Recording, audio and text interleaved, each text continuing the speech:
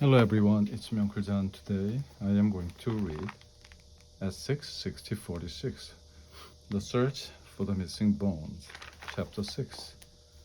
We're in stockroom E and I felt as if we had been in the costume factory all day. But it was only lunchtime. We were hungry, all right, and Miss Fizzle came to the rescue. Get your cheese sandwiches and milk, she called as she opened the cooler that was on the front seat. We all had fruit for dessert. Eating the right food is a must for your growing bones, Miss Fizzle said, and for my bones too. Even though my bones aren't getting any longer or larger, they still need the right vitamins and minerals to keep them healthy. By the time most people are 16 to 20 years old, their bones have grown to their full size.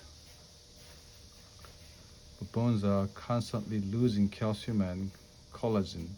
You can replace these nutrients and help keep bones strong by eating foods that have lots of calcium and vitamin D.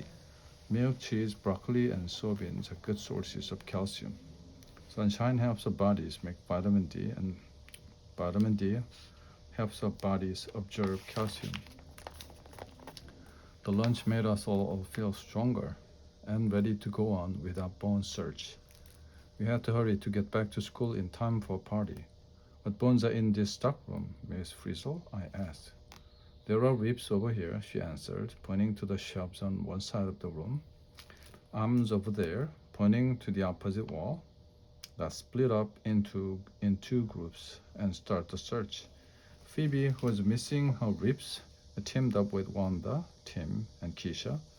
They found the rib cage for Phoebe very quickly. True and false ribs. Most people have 12 pairs of ribs. The first seven are joined at the front by a flat bone called the sternum, the breastbone. Pairs 8, 9, and 10 are joined in the front to the ribs above. They are called false ribs. The bottom pairs are called the floating ribs. They are not joined to anything altogether. The bones are known as the rib cage. The ribs protect the heart and lungs, which are safe inside a cage of bones.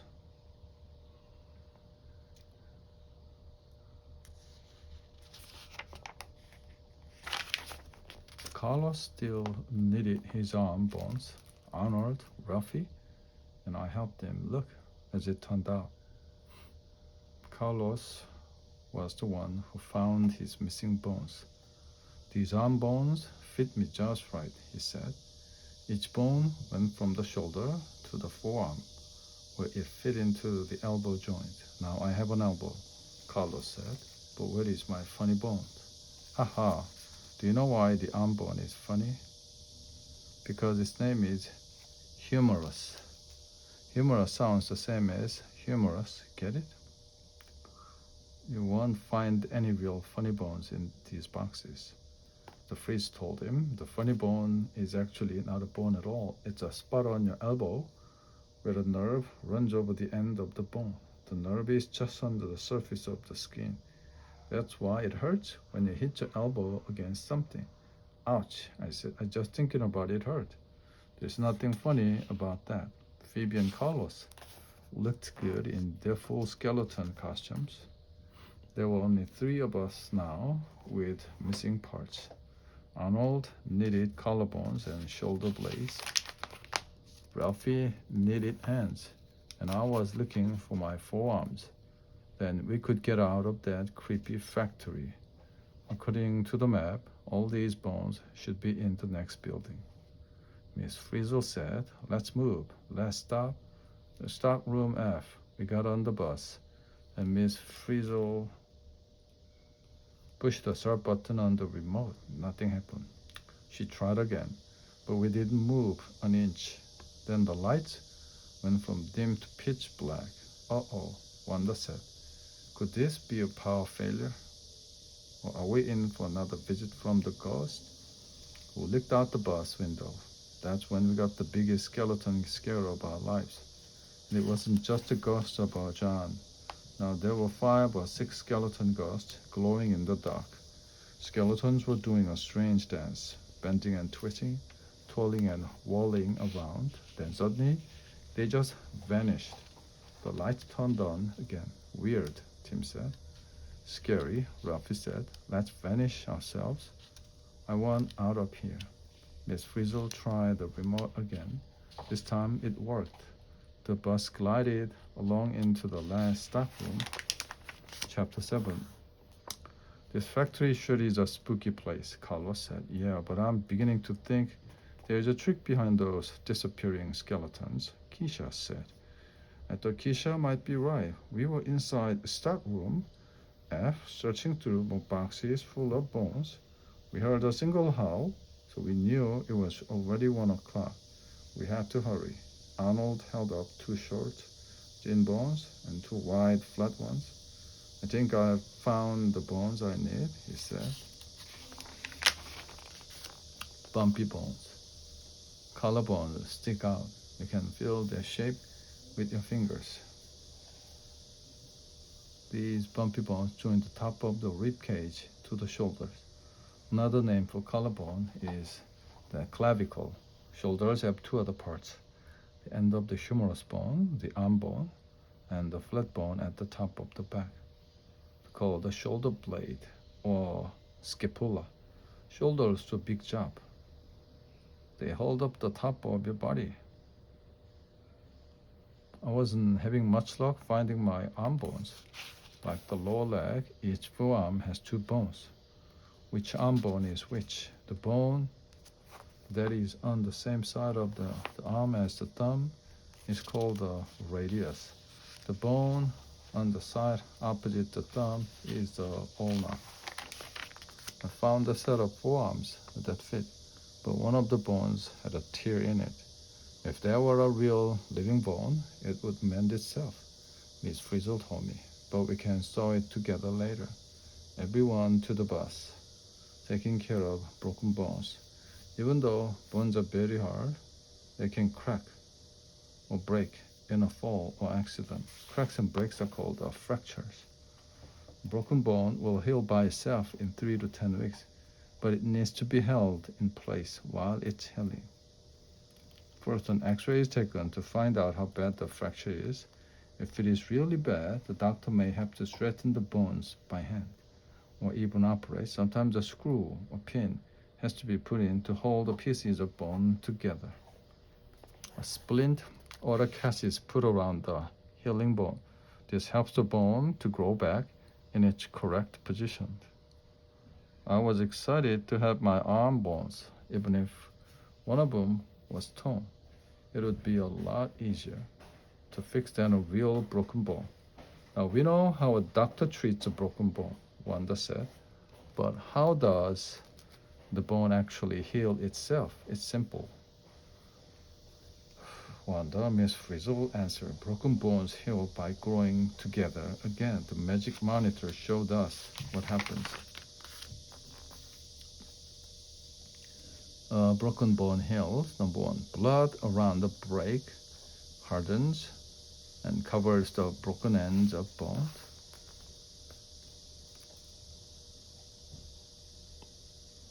Like a scab that forms on your skin when you cut yourself. Number 2, minerals in bone. Repairing tissues in the blood and bones start to work. The ends of the bone become soft. Then new bone called the callus starts to grow from the broken ends. Callus. The callus grows between the broken ends of bone and starts to harden. When it is completely hard, the bone is back to normal. Wow, isn't it amazing? Chapter 8. After we learned how bones heal, we went back to the boxes in search of Ralphie's hands. It was a slow work.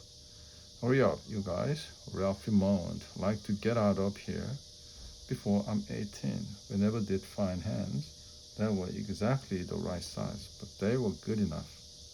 Everyone lined up to give Ralphie high fives with our skeleton hands. We piled into the bus and Miss Frizzle started to convey a belt. I think this will take us outside to the loading dock, she said. Then we can head right back to school. Sounds great to me, Arnold said. Handy hands. Our hands have many small bones, 27 in each hand to be exact. Each finger has 3 hinge joints, and the thumb can bend toward the fingers. All this helps hands to grip, hold, and pick up even tiny things. Many of the muscles that move hand bones are in the forearm. If not, hands would be too bulky to do their delicate work. I try to look on the bright side. The costumes are really neat, I said, and we learned a lot about the human skeleton, and it was better than spending the whole day in school. Ralphie whispered. While we were talking, the bus was gliding along on the conveyor belt. Up ahead, we saw a dark tunnel. Uh-oh, Arnold said. I don't like the looks of this. Please stop the bus, Miss Frizzle. Miss Frizzle pushed the stop button on the remote, but it didn't work. It was too late. We were already gliding into the dark tunnel. Don't worry, Miss Frizzle told us. We'll probably be out of this in a jiffy. It was hard not to worry when we saw the eerie lights pop up in the dark around us, the dancing skeleton. We were ready to dock under the sea when we came out of the tunnel into a lighted room. The conveyor belt stopped. We were in a workroom with sewing machines and tables covered with wires, tools, and paints. A group of people in black bodysuits were waving to us one by one. They pulled off their hooded masks and smiled. The glowing skeletons weren't the ghosts of John and his friends after all. The ghosts were people, Ralphie asked. What's going on here? Well, we are in a costume factory, Miss Frizzle said with a smile. We should have guessed. One of the skeleton ghosts came over to say hello. I'm Sally. She said, I work here. We hope we didn't scare you too much. We needed to try out this new electric costume. When we heard you were at the factory today, we thought this would be a good time for a Halloween trick. Sally showed us how the suit worked. When she pressed the button, the bones glowed an eerie neon green color. When she pressed the button again, the light went out, and the suit was completely black again. In a dark room, it would look like the skeleton just disappeared. It was a good trick, Wanda said. Some of us were really scared, not me. And you, the ghost, weren't really real all along. Arnold, we all said. He just smiled. Chapter 9. We said goodbye to Sally and the other ghost. As we were getting on the bus, we heard a voice calling, Miss Frizzle? Miss Frizzle? It was Hugh Mann, the head of the costume company. He was driving a small electric car, piled high with boxes. He stopped the cart and picked up one of the boxes. I'm sorry about the mix-up with your costume, Miss Frizzle, he said, handing her the box. Here is something extra for your class. Miss Frizzle opened the box. Inside were pull-on skull masks. Now our costumes were really complete. There was even a small lizard skull mask for Liz. Hey, this is neat, Tim said. Thanks, Mr. Mann. Back in our classroom, we had time for one more lesson. We learned about the bones that make up the skull. This is a very important part of the skeleton since it protects the brain and the organs that let us see, hear, smell, and taste, which are, of course, the eyes, ears, nose, and mouth. Skull sense. The lower jawbone is the only bone in the skull that we can move. The other bones have fixed joints to hold them in place. Smallest bone in the body is found in the skull. The stirrup, smaller than a grain of rice, is deep inside the ear. The skull looks like one big piece of bone, Miss Frizzle said. She pointed to the skull on our power posture skeleton, skinny, but it's actually made up of 22 different bones. 14 bones make up the face, the other 8 form the forehead and the round dome at the back. This part is called the cranium. The cranium is like a bony helmet that protects the brain. How come the skull doesn't have a nose, just a hole? Phoebe asks. I always wondered about that. Your nose may feel like bone, Miss Frizzle said, but a big part of it is cartilage covering a bony framework. That's why you can bend the tip of your nose like you can bend your ears. Outside of your ears is also cartilage. Eye sockets in the skull are so big. Wanda said they have to be large to hold eyes that are the size of a golf ball, the fridge explained. Remember, you can see less than half of the eyeball. Rest is behind our eyelids and skin, protected by the bone. The skull has teeth. Teeth aren't bone, are they? No. But they are rooted in the sponge bone that makes up the jaw. They are covered with enamel, the hardest material in your body. Teeth that don't rot away or get pulled stay in the skull, just like they were part of the bone. Skeleton begins. Your skeleton starts to grow before you are born. At first it is made of soft rubbery stuff called cartilage. By the time you're born, some of the cartilage has begun to harden into bone. More of the soft cartilage slowly gets replaced by bone. 6-year-old skeleton is mostly hard bone, but small pads of cartilage remain. These special cartilage pads, called growth plates, allow you to keep on growing for another 10 to 14 years until your bones reach their full length. Miss Frizzle unrolled a huge skeleton poster and spread it on the floor. Then she handed us each a marker. Now that we know the parts of the human skeleton, we can finish this poster. Let's write in the names of the bones you find in the costume company. Wanda, you start. We spent the rest of the day putting labels on the chart. When our work was done, Miss Frizzle wheeled in a cart loaded with pumpkin cupcakes, skeleton cookies, and punch.